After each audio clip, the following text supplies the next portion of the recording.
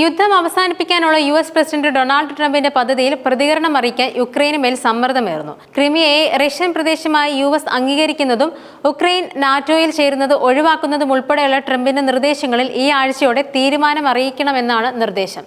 വ്യാഴാഴ്ച പാരീസിൽ വെച്ച് ട്രംപ് ഭരണകൂടത്തിലെ മുതിർന്ന ഉദ്യോഗസ്ഥൻ ഉക്രൈനിയൻ പ്രതിനിധികൾക്ക് മുന്നിൽ അവതരിപ്പിച്ച രഹസ്യരേഖയിലാണ് നിർദ്ദേശങ്ങൾ അവതരിപ്പിച്ചതെന്ന് വാൾസ്ട്രീറ്റ് ജേണൽ റിപ്പോർട്ട് ചെയ്തു. യൂറോപ്യൻ പ്രതിനിധികളും യോഗത്തിൽ പങ്കെടുത്തിരുന്നു. ഈ ആഴ്ച അവസാനം ലണ്ടനിൽ നടക്കുന്ന US യൂറോപ്യൻ ഉദ്യോഗസ്ഥരുടെ യോഗത്തിൽ ഉക്രൈൻ തീരുമാനം അറിയിക്കണം. അമേരിക്കൻ, യൂറോപ്യൻ, ഉക്രൈനിയൻ നിലപാടുകളിൽ യോജിപ്പുണ്ടായാൽ നിർദ്ദേശങ്ങൾ റഷ്യയ്ക്ക് കൈമാറും. പ്രധാന വിഷയങ്ങളിൽ പുരോഗതി ഉണ്ടായില്ലെങ്കിൽ ചർച്ചകൾ നിർത്തിവെക്കുമെന്നും സ്റ്റേറ്റ് സെക്രട്ടറി മാർക്കോ റൂബിയോ പറഞ്ഞു. യുദ്ധമുഖത്ത് ഒരു വെടിനിർത്തലിന് വേദിയൊരുക്കുക എന്നതാണ് US നയതന്ത്ര നീക്കത്തിന്റെ ലക്ഷ്യം.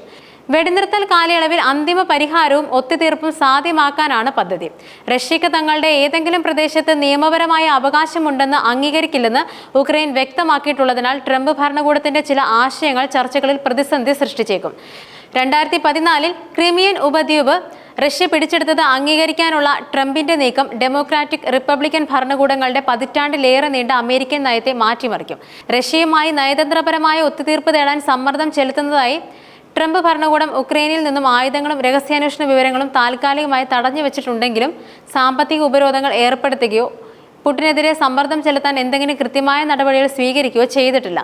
അതിനിടെ സപ്പോറീഷ്യ ആണവ നിലയത്തിന് ചുറ്റുമുള്ള പ്രദേശം അമേരിക്കൻ നിയന്ത്രണത്തിലുള്ള നിഷ്പക്ഷ പ്രദേശമാക്കി മാറ്റാമെന്നുള്ള ആശയവും ട്രംപ് മുന്നോട്ട് വെച്ചതായി വാൾസ്ട്രീറ്റ് റിപ്പോർട്ട് ചെയ്യുന്നുണ്ട്. മാർച്ചിൽ ഉക്രൈൻ പ്രസിഡന്റ് സെലൻസ്കിയുമായുള്ള ഫോൺ സംഭാഷണത്തിൽ ആണവ സൗകര്യങ്ങൾ ഉൾപ്പെടെയുള്ള ഉക്രൈൻ പവർ പ്ലാന്റുകൾ ഏറ്റെടുക്കാനുള്ള സാധ്യത ട്രംപ് ഉന്നയിച്ചിരുന്നു. അടിസ്ഥാന സൗകര്യങ്ങൾക്ക് ഏറ്റവും മികച്ച സംരക്ഷണം ഇതിലൂടെ നൽകാമെന്നും ട്രംപ് വാദിച്ചു. സെലൻസ്കി ഈ ആവശ്യം തള്ളി എന്നതാണ് റിപ്പോർട്ടുകൾ.